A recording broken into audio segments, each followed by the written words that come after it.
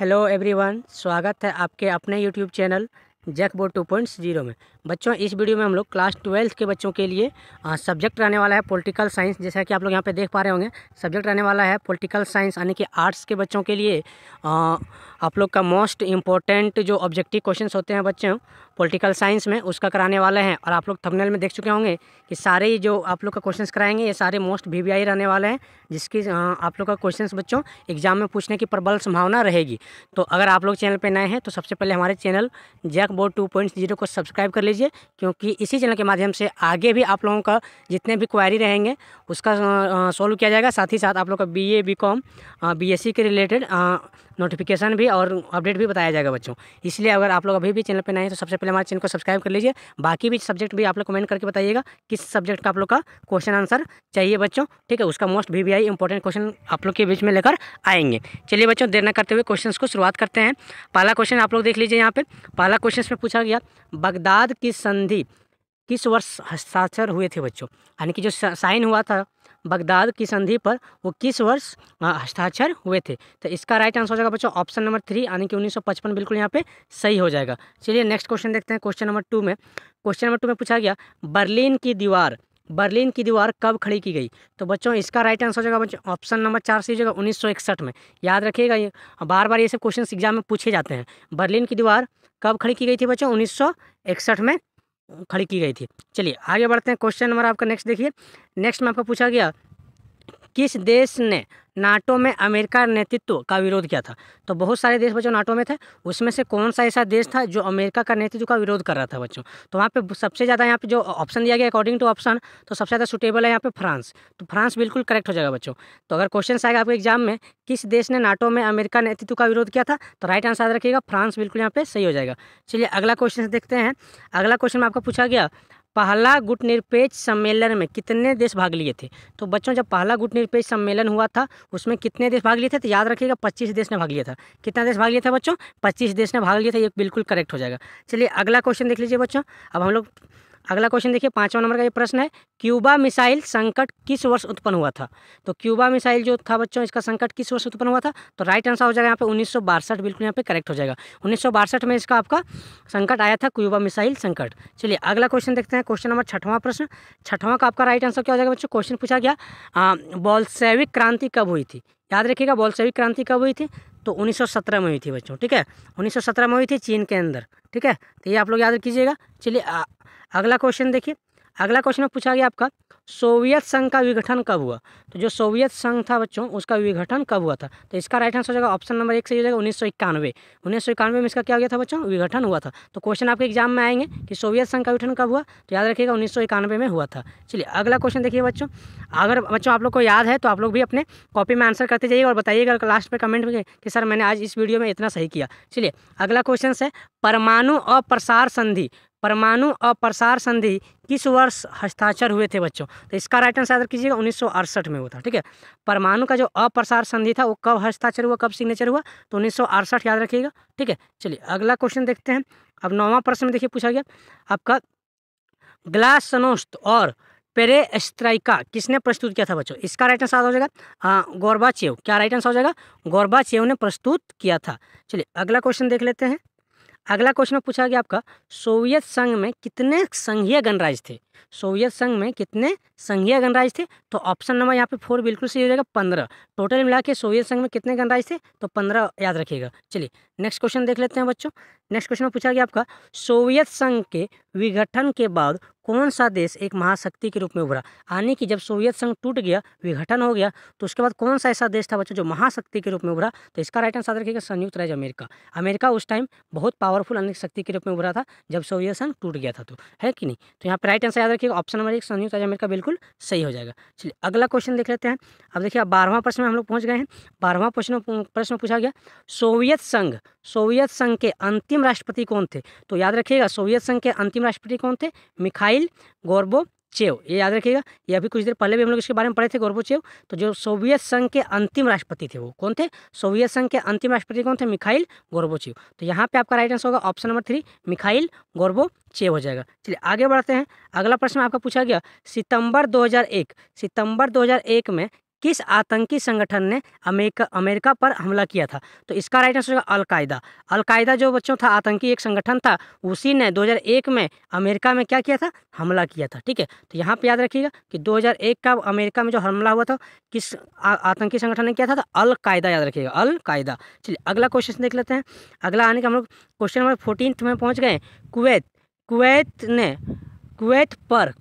पर किस देश ने कब्जा कर लिया था? तो जो बच्चों कुवैत है उस पर किसने कब्जा कर लिया था? तो इराक ने कर लिया था। किसने कर लिया था बच्चों? इराक ने वहाँ पे कब्जा कर लिया था कुवैत पर। चलिए अगला देख लेते हैं आपका क्वेश्चन नंबर 15वां में पूछा गया आपका भारत ने कब अपना पहला परमाणु परीक्षण किया था? तो इसका राइट आंसर होगा ऑप्शन नंबर 4 1974 में बच्चों। ठीक है, भारत ने कब अपना पहला परमाणु परीक्षण किया था? तो भारत जो है पहला परमाणु परीक्षण किया था 1974 में। आपको ऑप्शन नंबर 4 बिल्कुल सही जगह 1974 में किए थे। चलिए अगला बढ़ते हैं क्वेश्चन नंबर 16वां प्रश्न में। 16वां प्रश्न में पूछा गया आपका सद्दाम हुसैन, क्या नाम यहाँ पे लिखा हुआ बच्चों? सद्दाम हुसैन निम्नलिखित में किस देश का शासक था? तो यहाँ पे याद राइट आंसर कीजिएगा इराक। इराक का राइट आंसर हो जाएगा। ठीक है, इराक।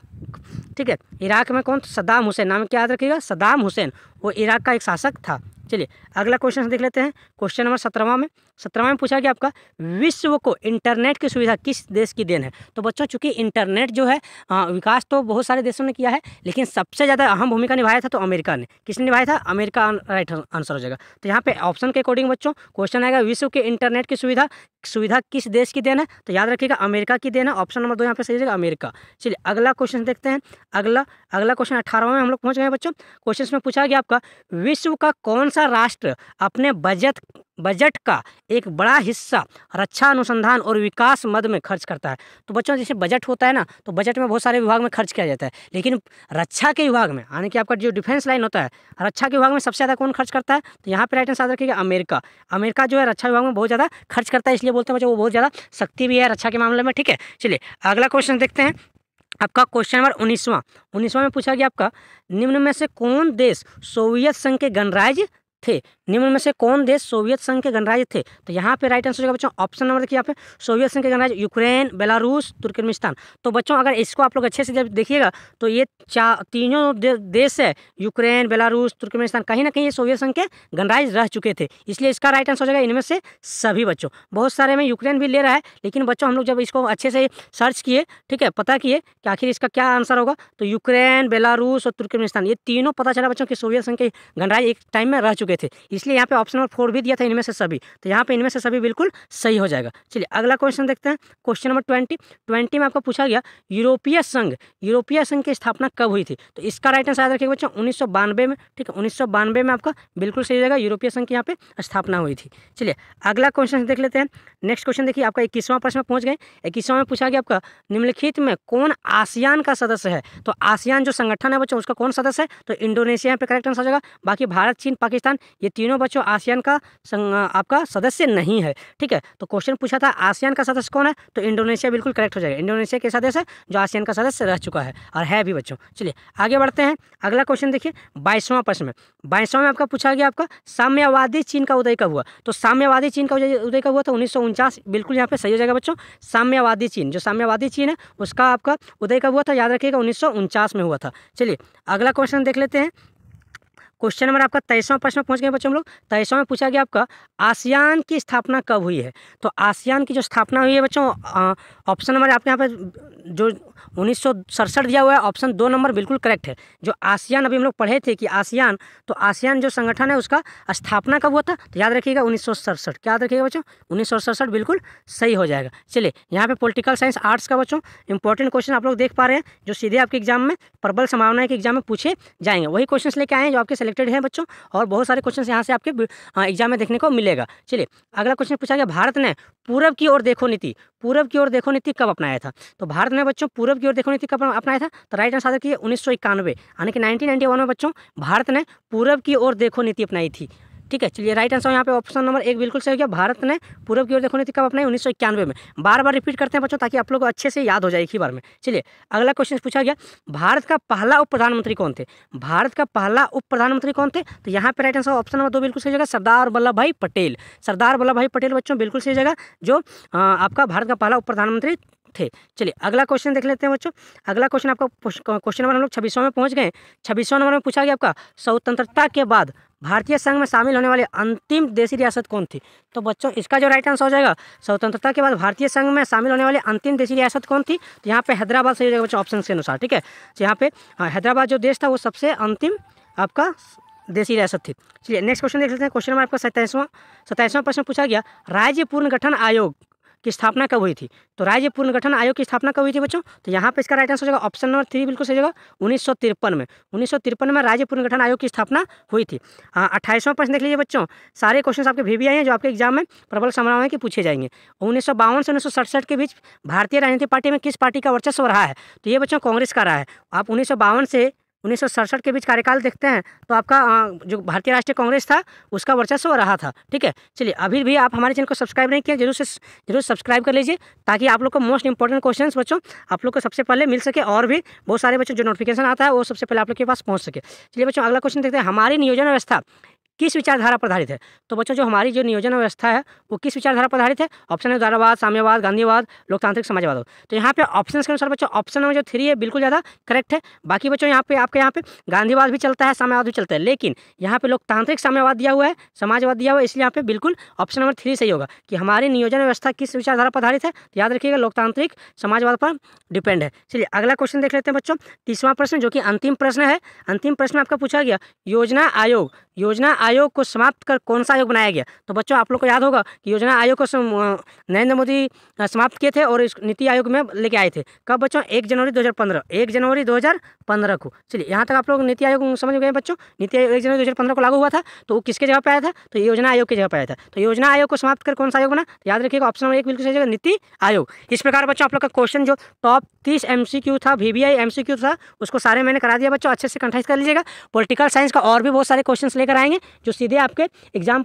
के पॉइंट ऑफ व्यू से बहुत इंपॉर्टेंट रहने वाले बच्चों। तो पूरा सीरीज रहेगा 4, 5, 6 वीडियो का बच्चों, तो आप लोग जरूर सारे वीडियो को देख लीजिएगा, तभी आप लोग के बच्चों आपको जो 30 में 30 लेके आ पाइएगा। चलिए धन्यवाद बच्चों, जय हिंद, जय झारखंड। हमारे चैनल को सब्सक्राइब करके जरूर से जरूर अपने मित्रों पर शेयर कीजिएगा।